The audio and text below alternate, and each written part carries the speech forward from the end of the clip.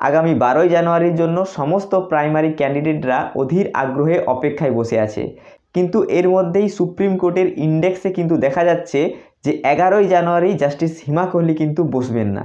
হ্যাঁ বন্ধুরা, স্ক্রিনশটটা আমি ভিডিওতে দিয়ে দিচ্ছি, আপনারা দেখে নিতে পাচ্ছেন যে 11ই জানুয়ারি হিমা কোহলি ম্যাম বসছেন না।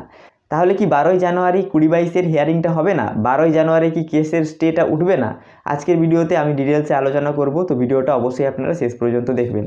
তো বন্ধুরা, সুপ্রিম কোর্টের ইন্ডেক্সে দেখাচ্ছে যে 11ই জানুয়ারি হিমা কোহলি বসছেন না, কিন্তু 12ই জানুয়ারির কিছু খবর কিন্তু এখনও দেখায়নি। তো আপনাদের কিন্তু আর দুদিন অপেক্ষা করতে হবে, তাহলেই বোঝা যাবে যে 12 তারিখ কেসটা উঠছে কি উঠছে না। যদি 12 তারিখে কেসটা ওঠে তাহলে হচ্ছে 10-11 তারিখের মধ্যেই কিন্তু কেসটা লিস্টেড হয়ে যাবে এবং তার একটা সিরিয়াল নাম্বার চলে আসবে। এ থেকেই আমরা নিশ্চিন্ত হতে পারি যে কেসটা 12 তারিখ উঠবে।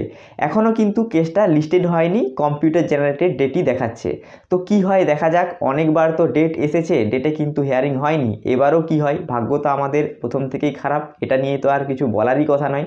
তো আশা করছি 12 তারিখ হিমা কোহলি ম্যাম উপস্থিত থাকবেন এবং 12 তারিখ কিন্তু হিয়ারিংটা হবে। তো সবাই নিজের নিজের ভগবানকে ডাকুন, মন থেকে প্রার্থনা করুন যেমন 12 তারিখ কেসটা উঠে এবং 12 তারিখ যেমন কেসের সাথে সাথে এই স্টেটা উঠে যায় এবং নিয়োগটা যেমন এই এক সপ্তাহের মধ্যে প্যানেল প্রকাশিত হয়ে যায়। তো বন্ধুরা, এই আপডেটটা ছিল, তাই আমি এই ভিডিওটা আপনাদের জন্য বানালাম। তো অবশ্যই ভিডিওটিতে একটি লাইক করবেন এবং এই ধরনের ভিডিও দেখতে হলে অবশ্যই চ্যানেলটি সাবস্ক্রাইব করে পাশে থাকা বেল আইকনটিতে প্রেস করে দেবেন। ভিডিওটি শেষ পর্যন্ত দেখার জন্য অসংখ্য অসংখ্য ধন্যবাদ।